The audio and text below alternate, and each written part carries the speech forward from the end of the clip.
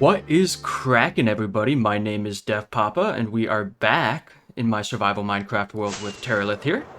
Picking up after the last episode. In between episodes here, I did a lot of cleanup work in my space, and wow, let me get out of this camera. Oh my gosh, I almost died. Woo! What a beginning. Anyways, yeah, so picking up after the last episode here, I did a lot of cleanup in between episodes, and as you saw in the intro there, I did manage to get all of my roofs deoxidized and waxed up, so they're all looking nice and shiny once again. There might be a couple blocks here and there that I have missed, like I think I noticed one over on my roof over here. Yeah, look at this guy, already fully oxidized once more, and another one here too. So I'll have to grab some wax and fix that stuff up, but that's no big deal. But yeah, so I wanted to start things off in today's episode with a little bit of a question for you guys. I have a question here regarding the roofs of my warehouse. Warehouses, not warehouse. Anyways, yeah, so this one here, I went with a little bit of a mixture of the fully oxidized and the stage right before it to give it a little more texture. And this one I just left completely oxidized. And yeah, I want you guys to let me know what you think looks better, if you like the fully oxidized or the pattern or the mixture of both. I kind of wanted to go with this one because you know, it's industrial. I want it to feel weathered and a little bit beaten down and not as perfect. So I thought that would be a good idea to kind of do that. But looking at it from far away, I'm not too sure if I'm super happy with it. It looks a little odd, just the slight variation in the colors there. So yeah, let me know what you guys think down below there. That would be awesome. What I want to get things started off with for today is the bone meal / moss farm that we were talking about last episode. And I actually found a fantastic design on YouTube that happens to fit in this warehouse perfectly, so I don't even have to dig down or anything. So I will get to work on that, and I will catch up with you guys after that. And there we go, guys. The moss farm has now been completed here. You can see it is working as we speak here, and it's a pretty cool machine. This design, by the way, I found it by Sebaloo622 on YouTube. I will leave a link to that video in the description if you guys want to check it out. And yeah, I told you it fit perfectly, and I wasn't lying. So here's the back wall and some redstone, and if we go to the front, you'll see there's just like 1 or 2 blocks between the door and the front of the farm there, and then in terms of the width, it takes up the exact width of this warehouse, so it's absolutely perfect. It's pretty amazing. And just to explain to you guys how it works, in case you've never seen one of these before, essentially we have a stone generator here, so this lava is hitting some water, creating stone, and then pistons are pushing that stone out this way. And then once the moss breaks above an observer, which is under, I think, like that block right there, potentially, or the one right behind it, once that moss breaks, it triggers the mechanism to distribute more bone meal and grow more moss, and then the water also pushes the moss into this stream here. And then from here, on the underside, there were 2 collection points. There's this one, and then there are these 2 here. This one right now is turned off due to this redstone torch, so nothing is getting pulled in here. So all the moss and seeds and everything are going right in here, getting composted, turned into bone meal, and being put back into the system. And so that's what we have to let it do for a while. We have to let it run for quite a few hours in order to get this fully loaded up with bone meal here. You can see it is slowly growing over time. So yeah, it is self-sustaining, which is really cool. And eventually, once this loads up with bone meal, and same with the one below it, we'll be able to flip this switch, get the moss to actually collect in here, and then we can start using that moss to build stuff which is going to be amazing there. So yeah, definitely a fantastic design, works very well, fits perfectly for my needs here. I am going to make some slight modifications, which I'll do right after this. But basically, I just want to move this storage chest to the front, and then I also want to make the lever to turn off the farm, which currently is all the way back here. I also want to make that and wire it to the front so I can just access everything I need from the front of the farm here and don't even have to come back here. And the other thing, too, that worked out kind of nice is if we fly outside real quick, you can just barely see the top of the moss farm, like, through the window, which I think is really cool. You can see it, like, functioning and running through there, which I happen to like that quite a bit. I think it works out pretty nicely. Yeah, let me go ahead and make those modifications that I was talking about, and I will catch up with you guys after that. Alright, guys, the modifications are now complete. Let's go ahead, head on inside, and check them out here. Nothing too complicated or anything like that. But basically, I just moved the output chest of the moss to be this guy right here, and then I rerouted the wiring so that if I want to collect moss, it's just flipping this lever up and down like so here. So now it will start collecting moss. And if we wait a little bit, I'm sure there would some show up in there. Or some would show up in there. Wow, that came out of my mouth all sorts of wrong. But then over here on this side, we also have this lever to turn the farm on and off. So if I flick it up here, you will hear that it does in fact stop working, and then flip it back down, and it's right back to work there. So yeah, everything is working very well here, and yep, there's some moss, so I'm going to go ahead and turn that back down because I still need to collect more bone meal. You can see we have grown a little bit since we last saw in the video here.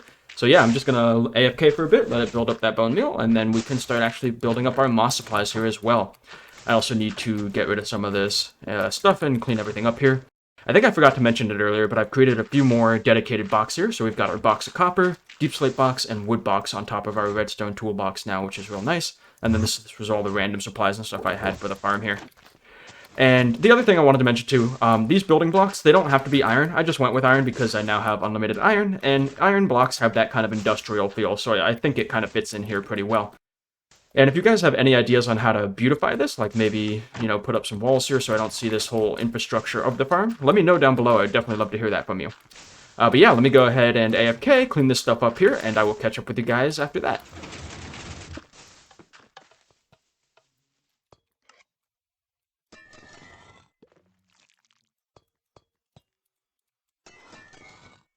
There we go. We have gone ahead and touched up the roofs that I missed in the earlier time lapse here, so we should be all waxed up and good to go.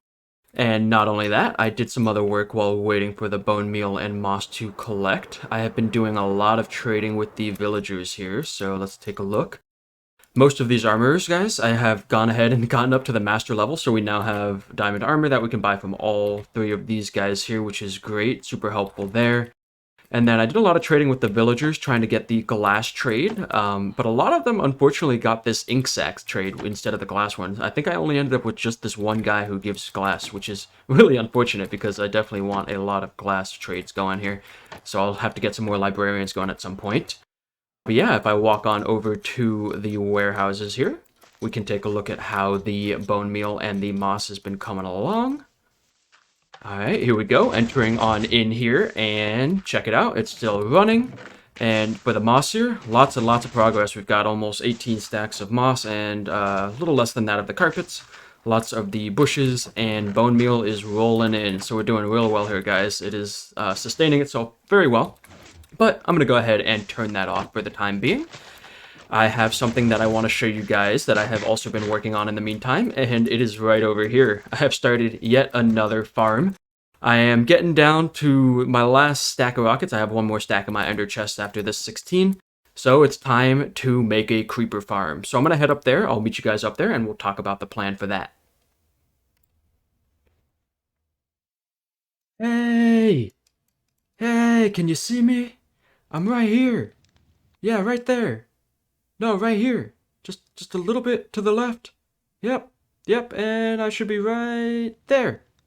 Alright, what's going on, guys? Sorry, I was just messing around with the third-person camera stuff. It's kind of fun to mess around with. Pretty cool how you can change the distance there. But yeah, if you max it out, it looks like you actually unrender as the character model, which is kind of funny from that far distance. But anyways, here we are sitting on top of the creeper farm. I've gone ahead and done a little bit of prep work before we dive into the project here. These should be all the things that I need to build this project here. And the design I am basing it off of a video I found from... It's from Corey Kiwi on YouTube. And no, I totally did not just have to look that up and cut that middle part out. Why would I ever have to do such a thing? I'm a professional. Anyways, yeah, so I am basing this design off of a video from Corey Kiwi on YouTube here. I'll leave a link for that below for you guys if you want to check that out. And this is the actual killing chamber right here, and this will be the start of the farm here. And this area here might look a little familiar. This is very similar to the design we used for the iron farm to push all the creepers in with a water flow into the middle here. So yeah, I think what I want to try and do here is actually build one of these layers on camera, just so I can kind of teach you guys the basics of creeper farms and how they work and why they work and everything like that. So I'm going to grab some of the supplies here, and then I will meet you guys up on that floor, and we'll start building it out. Alright, here we go. Gonna do some building on camera. Let's see how this goes. I haven't really done it before on this series, so it'll be kind of interesting to see here. But basically, the way this farm works is we're gonna have dispensers in the middle here with water buckets to push the creepers off into the water basin down below. So that's what this is. In the middle here is the dispenser, and I'll put a water bucket in there later. And from here, though, we actually need to build out the platform. So I'm just gonna do what I have been doing with the deep slate here, this kind of mixed patterning of the 3 different block types that I have here. And essentially we need to make kind of a diamond shape. So if I go ahead and I build this out, we want to go 6 out on each side. So we 1, 2, 3, 4, 5, and 6. And then we want to do that in each of the cardinal directions here. So let me go ahead and do that. And we'll leave this hole here for right now, I suppose. 1, 2, 3, 4, 5. So we need one more on the other side here. Can I do it? Nope. All right, there we go. So yeah, we'll leave that there for now. I'll have to get rid of that at some point. And then here we want to go out again. 1, 2, 3, 4, 5, 6. Perfect. And lastly, we have 2, 3, 4, 5, and 6. Now from here, what we want to do is we want to just connect up these points. So we want to kind of go diagonal like so. Again, I'm just trying to randomize the blocks here. So yeah, basically like that, where it's just a perfect diagonal between those 2 cardinal directions there. So let me go ahead and recreate that, whoops, on all the other sides here and fill it all in, and I will meet with you after that for the next piece. Alright, there we go, guys. I've filled it all in here. So the next part of the process is to actually do a layer around this. And you do it kind of interesting. You put glass here and to the right, and then you do 2 regular blocks, and then 1 glass, and then 2 more regular blocks. And then we're here again, so we do another glass here and to the right, and then 2 regular blocks, and then 1 glass. And yeah, you just carry that all the way around here so that it has that pattern all the way throughout. Not exactly sure. I think the glass, actually, I do know why the glass is here. It's to help prevent with the spider spawns in the farm here is the main reason that we have the glass. And then I will show you what the next step is after I finish this piece up.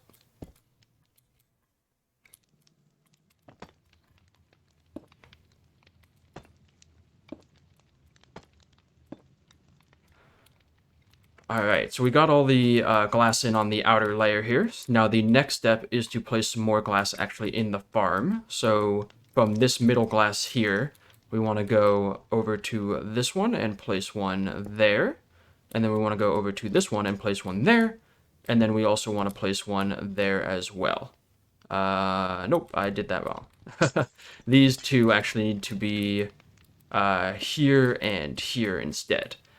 Because yeah, we want basically like 2x2s, because spiders, they spawn in a 3x3 spawn radius. So as long as there's no 3x3 areas for them to spawn, that'll make this work very well. So here, and then here, and then 2 out from here, like so.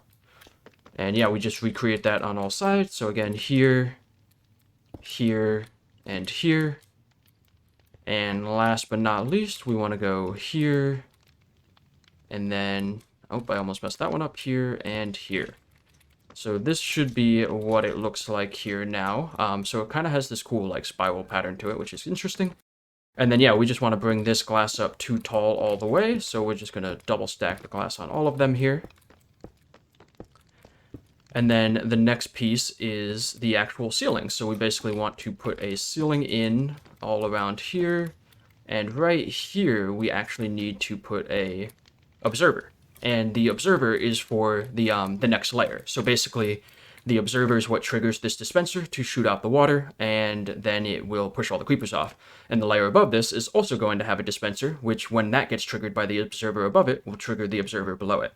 So we basically, all the way at the top, will have a clock running that sends the redstone line all the way down to the bottom layer. But yeah, let me fill in this roof here, and then we'll talk about the last piece of the layer after that.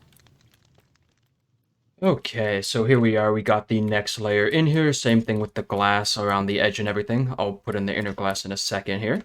But going back to the previous floor here, the final step here is to go around and place trapdoors on every ceiling block you can here. And the purpose of this is to make it so that creepers are the only mob that spawn in here, because I guess skeletons and zombies are the full 2-block height, where creepers are actually just slightly shorter than that. So they have the ability to spawn here, while zombies and skeletons do not. And that is what gets you the exclusive creeper spawns in this farm here. So it ends up working pretty well.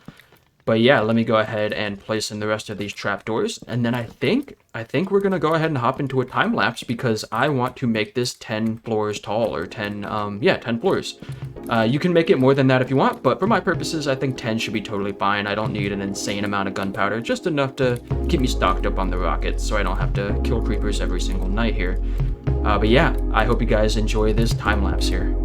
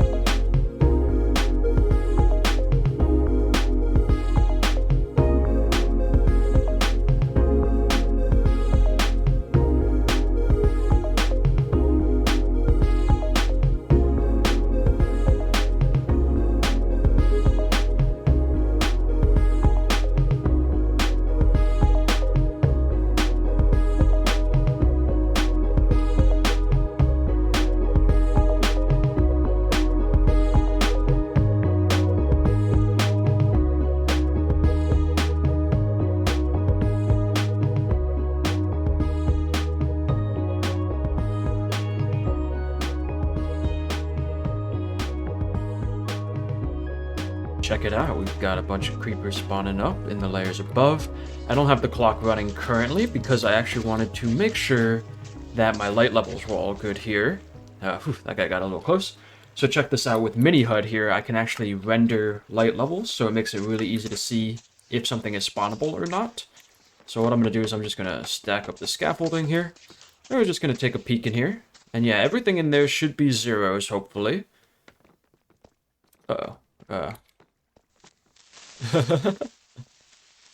Whew, that was close. Let me stack this up a little bit higher so we can go the rest of the way up.